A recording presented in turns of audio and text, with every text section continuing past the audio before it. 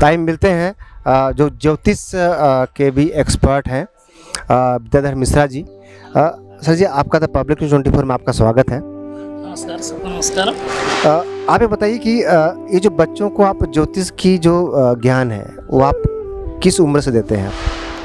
हमारे यहाँ जो विद्यार्थी पढ़ने आते हैं वो लगभग 10 या 11 साल यहाँ से शुरू होती है यहाँ की शिक्षा। और विशेष करके मुख्य विषय वेद है इनका, और वेद में एक वेदांग ज्योतिष है, तो ज्योतिष का विषय भी अध्ययन कराते हैं, जिसका सब्जेक्ट का अध्ययन मैं कराता हूँ।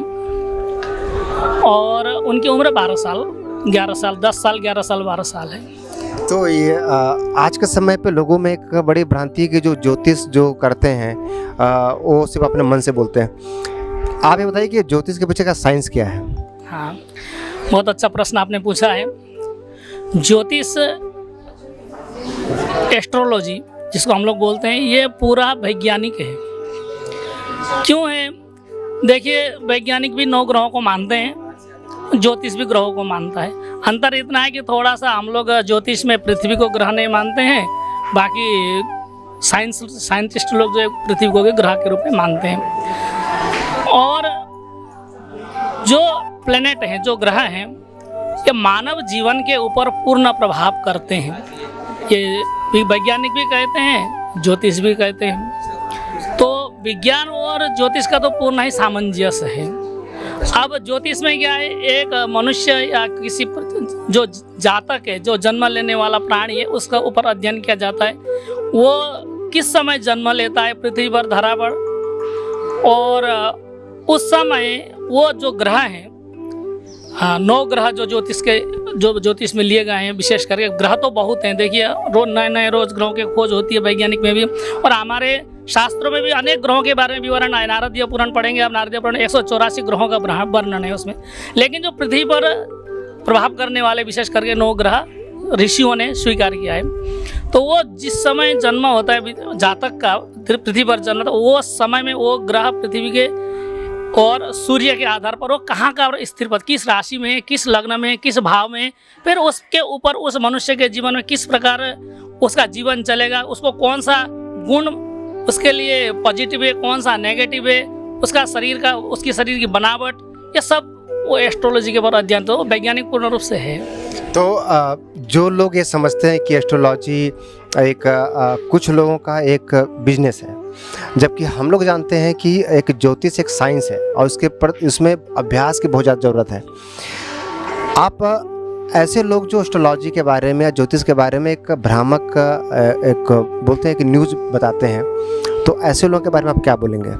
देखिए, भ्रामक इसलिए हो गया कि आजकल अनाध्याय वाले, जिन्होंने ज्योतिष का अध्ययन भी नहीं किया है, वो लोग भी ज्योतिष के बारे में ज्योतिषी बन के बैठ के ज्योतिष के बारे में बात करते हैं। तो जब भ्रांतियाँ फैलती, तो कोई भी विषय अगर उसे भ्रांति फैलाएंगे तो उसमें निश्चित रूप से वो भ्रामक हो जाता है। लेकिन वो सही तरीके से अध्ययन करें अगर, तो ज्योतिष कहीं भी भ्रामक वाला विषय नहीं। क्योंकि बोला गया वेदों में वेद का नेत्र, वेद मतलब नेत्र, जो ज्योतिष जो है नेत्र है वेदांग में। तो नेत्र क्या है? जो वेद में तो संपूर्ण सृष्टि का विवरण है, और उसके बाद उसके द्वारा मनुष्य के जीवन में कर्म क्या है, कर्मानुष्ठान क्या है, मनुष्य को कर्म कैसे कैसे, अनेक प्रकार के हजारों लाखों कर्म है।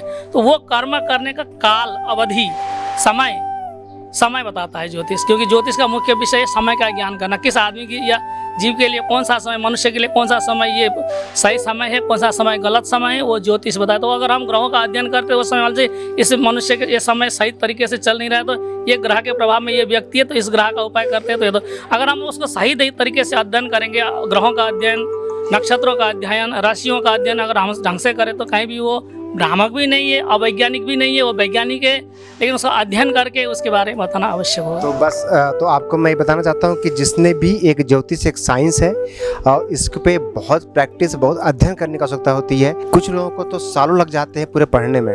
तो आने वाला समय में जो नए अभी जो गुरुकुल हैं, जो ज्योतिष के माध्यम से एक रास्ता बताती है कि आपको किस रास्ते पे आपको जाना चाहिए, ये समय कैसा है। द पब्लिक न्यूज़ 24 में आने वाले समय में ज्योतिष, वैदिक मंत्रोच्चारण, वैदिक रीति से पूजा पाठ कैसे की जाती है, इसके बारे में भी एक नई सीरीज आने वाली है। तो बाहर की स्कूल में वेद और संस्कृत तो है ही नहीं, तो उस पर आपको कुछ कहना है? वहाँ पे भी पढ़ाना चाहिए। अभी देखिए 10वीं के बच्चे लोग को ये श्लोक्स देते हैं उनका अर्थ निकालने के लिए, जो हम लोग अभी निकाल लेते हैं 6th स्टैंडर्ड में। तो वो लोग भी पढ़ेंगे तो वो लोग को और ज्ञान होगा। वेद में जितनी चीज़ें सब लिखी है, क्या करना चाहिए क्या नहीं करना चाहिए, कैसे रहना चाहिए कैसे नहीं रहना चाहिए। इसलिए कि अभी हम लोग की संस्कृति देखिए, ये पूरे पनवेल में एक ही, पूरे महाराष्ट्र में 2 ही 3 गुरुकुल हैं, एक आलंदी में और एक यहाँ पे। तो अभी ये पूरे एक अकेला गुरुकुल है। आपने कहा आपको धर्म गुरु बनना है, तो क्यों बनना है, उसके पीछे क्या संकल्प है? अभी आज के टाइम पे लोग पूजा पाठ और मतलब भगवान से दूर होते जा रहे हैं, उनको पास लाने के लिए। उनके माता पिता को संस्कार देना चाहिए उन्हें, और बताना चाहिए कि हमारी आध्यात्मिक विद्या और वेद और विज्ञान के बारे में उनके माता पिता को बताना चाहिए उन्हें। वेद 4 है, ऋग्वेद, यजुर्वेद, सामवेद, अथर्ववेद।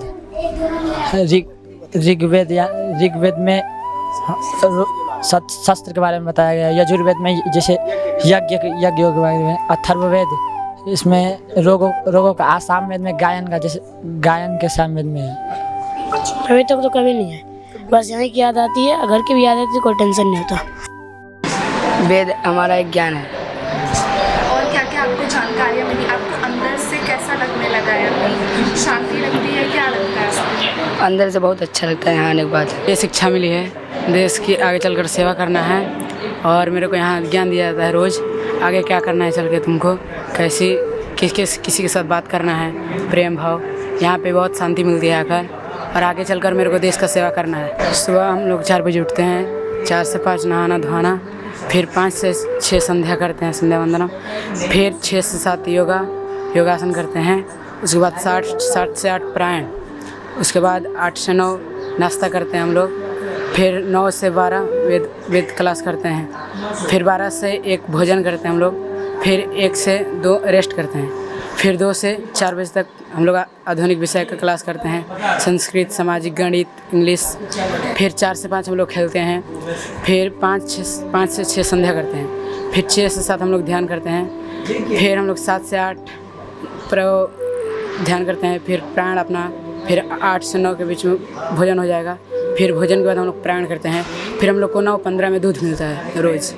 मोबाइल नहीं उपयोग करते, और आपस में कुछ क्वेश्चन आंसर करते रहते हैं, खेल कूद करते हैं, मैच वैच खेलते हैं, यहाँ पे क्रिकेट यही सब खेलते हैं।